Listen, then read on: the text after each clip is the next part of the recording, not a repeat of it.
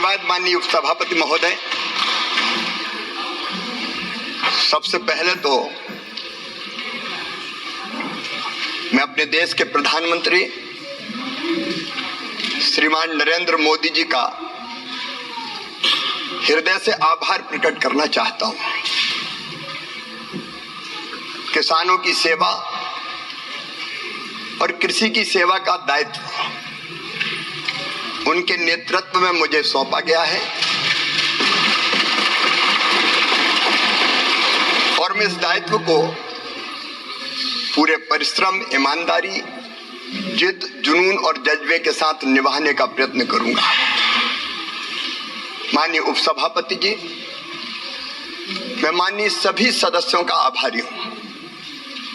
माननीय देवेगौड़ा जी जैसे ex prime minister, उन्होंने अपने विचार प्रकट किए। पक्ष के और विपक्ष के सभी माननीय सदस्यों ने अपने विचार प्रकट किए। चर्चा सार गर्भित थी। मैं माननीय सदस्यों को विश्वास दिलाना चाहता हूं कि चर्चा में जो सकारात्मक सुझाव आपने दिए हैं उन पर सरकार गंभीरता के साथ विचार करेगी और उनमें से जो व्यवहारिक होंगे निश्चित तौर पर किसानों के हित में सरकार सकारात्मक कदम उठाएगी, उठाने का प्रयत्न करेगी। माननीय उपसभापति जी, भारत अत्यंत प्राचीन और महान राष्ट्र है।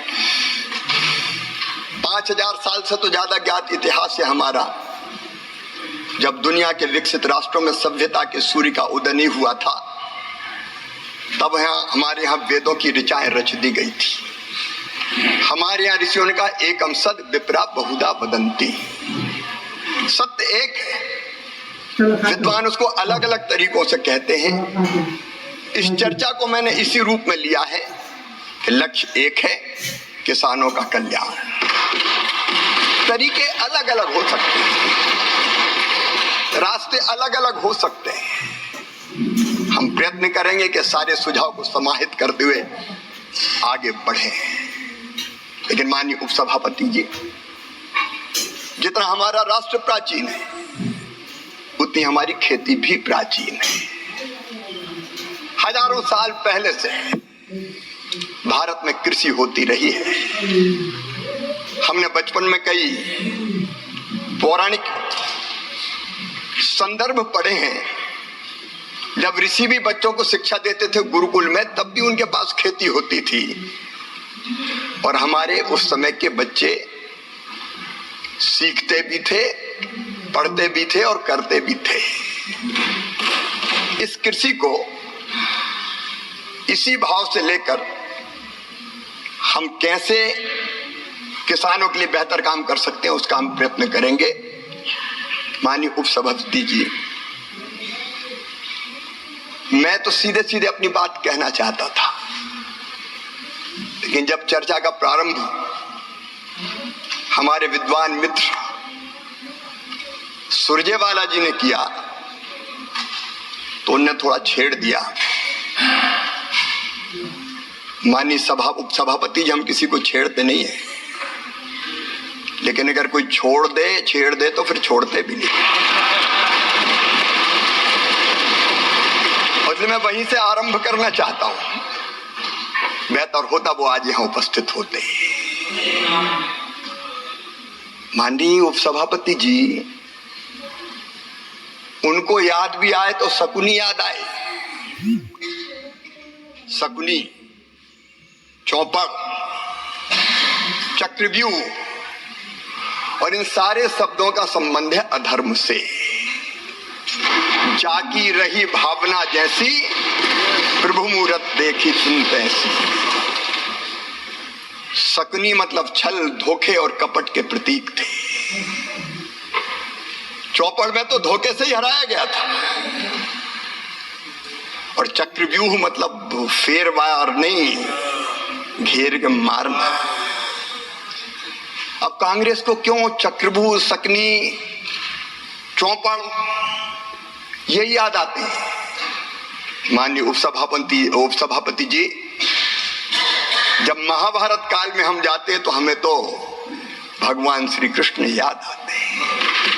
यदा यदा ही धर्मस्य ग्लानिर्भवति भारत अभ्युत्थानम धर्मस्य तदात्मानं सृजाम्यहम् परित्राणाय साधूनां विनाशाय च दुष्कृताम धर्म संस्थापनार्थाय संभवामि युगे युगे। हमको तो कन्हैया याद आते।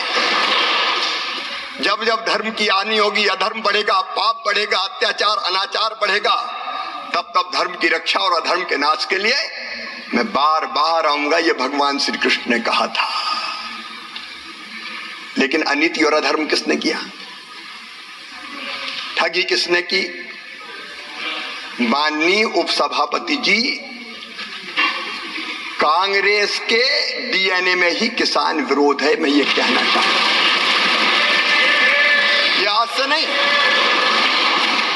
से नहीं, प्रारंभ से ही कांग्रेस की प्राथमिकताएं गलत रही है। हमारे प्रथम प्रधानमंत्री स्वर्गीय पंडित जवाहरलाल नेहरू जी, मैं उनका आदर करता हूं, लेकिन भारतीय परंपरा खेती के बारे में उसका निर्वाह नहीं किया। रूस गए, वहां से एक मॉडल देख के आए और कहा कि रूस का मॉडल लागू करो। भारत रत्न चौधरी चरण सिंह जी ने कहा यह नहीं हो सकता, भारत की कृषि की परिस्थितियां बिल्कुल अलग है। प्राथमिकताएं गलत थी उपसभापति जी। 17 वर्ष तक उन्होंने प्रधानमंत्री जी के पद को सुशोभित किया, लेकिन तब क्या होता था? अमेरिका से PL-480 चढ़ा हुआ लाल गेहूं भारत को खाने पे विवश और मजबूर होना पड़ा। माननीय उपसभापति जी, स्वर्गीय इंदिरा जी के समय, मुझे अच्छी तरह याद है, हम छोटे थे, उस समय किसानों से जबरदस्ती लेवी वसूली का काम होता था। जबरदस्ती लेवी वसूली जाती थी। अगर 2 क्विंटल भी है तो 1 क्विंटल दे के जाओ। बिंडे खोद दिए जाते थे, रखा हुआ अनाज उठा लिया जाता था। भारत आत्मनिर्भर नहीं हुआ। स्वर्गीय राजीव जी ने भी बात जरूर की, उन्होंने बात अवश्य की एग्रीकल्चर प्राइस पॉलिसी की, लेकिन किसानों की आय बढ़ाने के लिए कोई सार्थक कदम नहीं उठाए। यहां तक कि माननीय उपसभापति जी, उदारीकरण का प्रारंभ हुआ। स्वर्गीय नरसिम्हा राव जी, मनमोहन सिंह जी उस समय वित्त मंत्री थे, लेकिन उस समय भी कृषि से जुड़े उद्योगों को डी लाइसेंसिंग नहीं किया गया, क्योंकि प्राथमिकता गलत थी। और माननीय उपसभापति जी, 2004 से 2014 के बीच की मैं क्या बात कहूं। उस समय ये भारत जो प्राचीन और महान राष्ट्र है, जिसने दुनिया को ज्ञान का प्रकाश दिया था, उस समय घोटालों के देश के रूप में दुनिया में जाने 2G, 3G, 4G। माननीय उपसभापति महोदय, प्लीज। और तब भारत की राजनीति में, आप धैर्य से सुनिए, तब भारत के राजनीतिक क्षेत्र पर उदय हुआ एक दैदीप्यमान सूर्य का, जिसने सारे देश को आशा और विश्वास से भर दिया। उनका नाम था नरेंद्र मोदी। कांग्रेस की प्राथमिकताएं गलत थी। मोदी जी के नेतृत्व में प्राथमिकताएं बदलने का काम हुआ। और खेती के लिए माननीय अध्यक्ष जी, हमारी 6 प्राथमिकताएं मैं आपके सामने निवेदन करना चाहता हूं। 6 प्राथमिकताएं। नंबर 1, उत्पादन बढ़ाना। नंबर 2, उत्पादन की लागत घटाना। नंबर 3, उत्पादन के ठीक दाम देना। और नंबर 4, प्राकृतिक आपदा में ठीक राहत की राशि देना। नंबर 5, कृषि का विविधीकरण, खेती में वैल्यू एडिशन। और माननीय अध्यक्ष उपसभापति जी, आने वाली पीढ़ियों के लिए भी धरती सुरक्षित रहे, इसलिए प्राकृतिक खेती को बढ़ावा देने का प्रयास सुविचारित ढंग से ये भारतीय जनता पार्टी की सरकार, एनडीए की सरकार खेती का रोड मैप बना के काम कर रही है। कल कह रहे थे हमारे मित्र, बजट का जिक्र कर रहे थे, बजट कम कर दिया गया। मैं माननीय उपसभापति महोदय ये बताना चाहता हूं, कृषि के लिए बजटीय आवंटन 2013 और 14 में था केवल 27,663 करोड़ रुपया। 2024-25 में ये बढ़कर हो गया 1,32,470 करोड़ रुपया, और ये केवल कृषि विभाग का है। एग्रीकल्चर एंड एलाइड सेक्टर जोड़ दिए जाए तो माननीय अध्यक्ष महोदय, इसमें फर्टिलाइजर की सब्सिडी भी अगर जोड़ दी जाए तो फर्टिलाइजर, सहकारिता, पशुपालन, डेयरी, फूड प्रोसेसिंग, फिशरीज, इन सबको जोड़ दिया जाए तो ये बजट बढ़ के हो जाता है।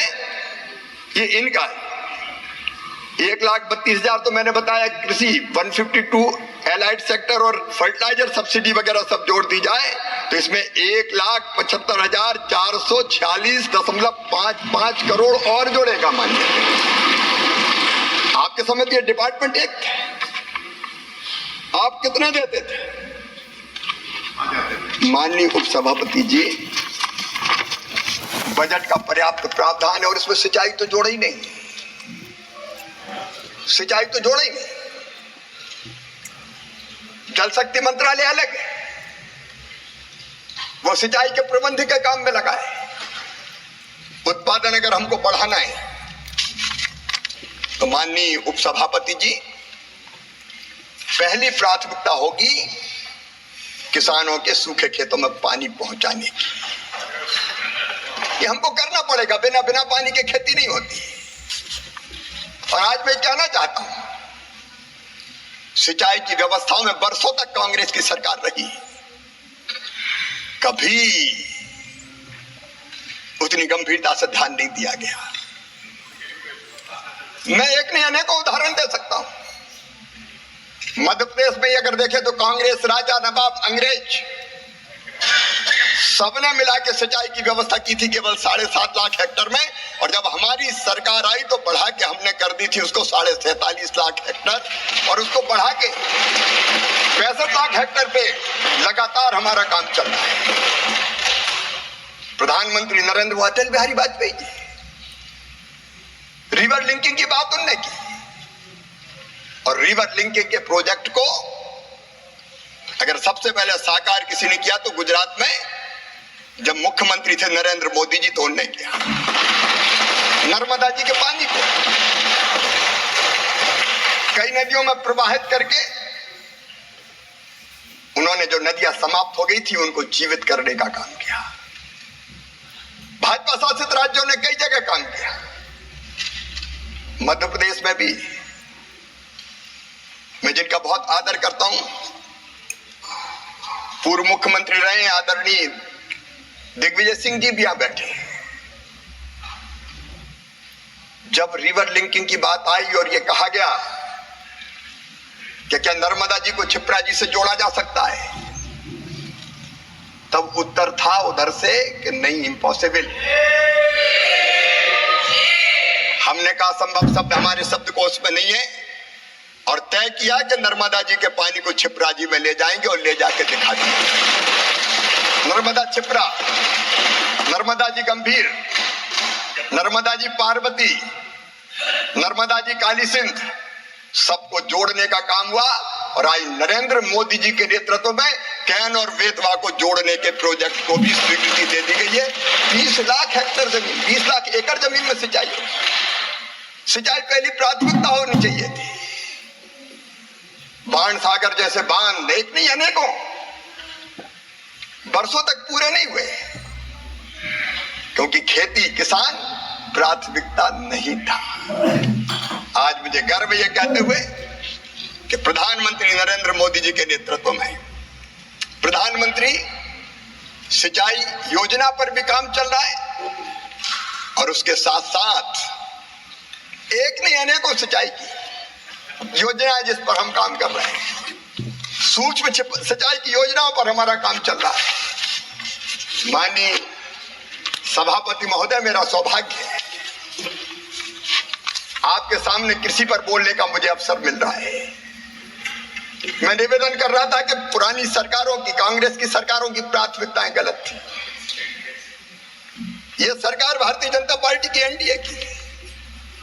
हमने लगातार प्रयत्न किए, उत्पादन की बात हो रही थी। आज मैं बताना चाहता हूं, इन अच्छे प्रयत्नों के कारण सिंचाई हमने उत्तम बीजों का आईसीआर ने उत्तम बीज बनाए और अभी भी 109 नई बीज की क्वालिटी हम जारी करने वाले हैं। क्योंकि उपज अगर बढ़ाना है तो अच्छे बीज चाहिए, जलवायु अनुकूल जीव चाहिए, बेहतर सिंचाई चाहिए, अच्छा आदान चाहिए और 10 साल से मोदी जी के नेतृत्व में ये हो रहा है। और उत्पादन अगर आप देखेंगे तो 2023-24 में खाद्यान्न का उत्पादन केवल 329 मिलियन, 23-24 में खाद्यान्न का उत्पादन 329 मिलियन टन तक माननीय सभापति महोदय पहुंच गया है।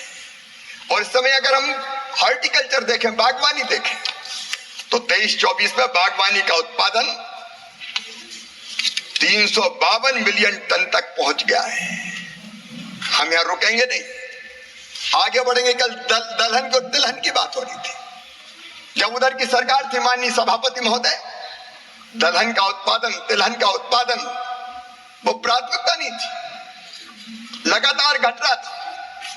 लेकिन मुझे कहते हुए गर्व है कि दलहन और तिलहन के क्षेत्र में भी अब तेजी से काम हो रहा है और उत्पादन लगातार बढ़ रहा है।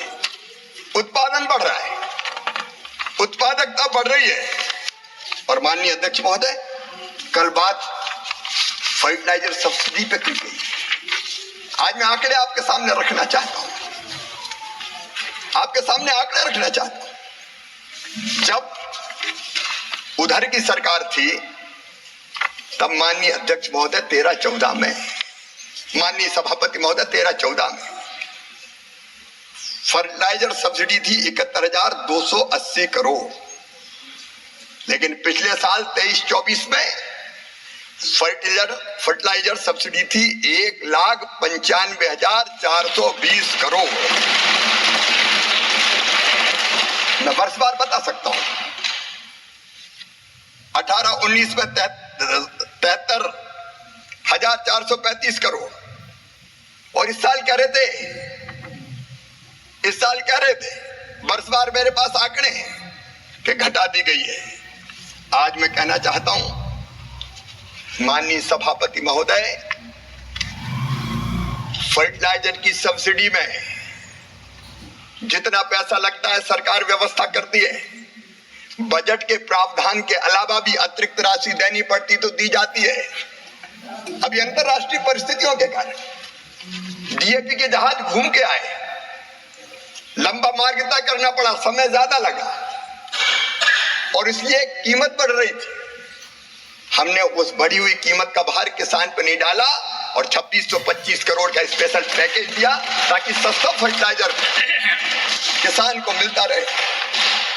आज आपके माध्यम से माननीय सभापति जी मैं बताना चाहता हूं, यूरिया के एक बैग पर हमारे विद्वान मित्र अभी संजय जी बैठे हैं, वो बात कर रहे थे कि मात्रा कम हो गई है। माननीय सभापति जी, यूरिया के एक बैग पर 45 किलोग्राम का 50 से 45 हुआ है, लेकिन लागत भी कम कर दी। अब 45 किलोग्राम पर सरकार सब्सिडी देती है 2,100 रुपया। ये मोदी जी की सरकार देती है। किसानों के लिए केवल 266 रुपया में मिलता है। 2366 रुपए का यूरिया किसान को 266 रुपया में देती है ये मोदी जी की सरकार, भारतीय जनता पार्टी की सरकार। माननीय सभापति जी, डीएपी का एक बैग 50 किलोग्राम का सरकार सब्सिडी देती है 1083 रुपया, कुल कीमत पड़ती है 2433 रुपया, लेकिन किसान को मिलता है 1350 में। हमने इस कीमत को कभी बढ़ने नहीं दिया। सस्ता खाद मिले, किसान फायदे की खेती कर पाए, इसके लिए एक नहीं अनेकों कदम उठाए गए। और माननीय अध्यक्ष, माननीय सभापति महोदय, मैं आपके माध्यम से आश्वस्त करना चाहता हूं, देश के करोड़ों किसान भाइयों और बहनों को यह सस्ता खाद मोदी जी की भारतीय जनता पार्टी की सरकार देती रही। मैं पानी की बात कर रहा था, पर ड्रॉप मोर क्रॉप, प्रधानमंत्री जी ने मंत्र दिया। पानी की कमी पर कई माननीय सदस्यों ने चिंता जाहिर की थी। अंडरग्राउंड वाटर नीचे जा रहा है,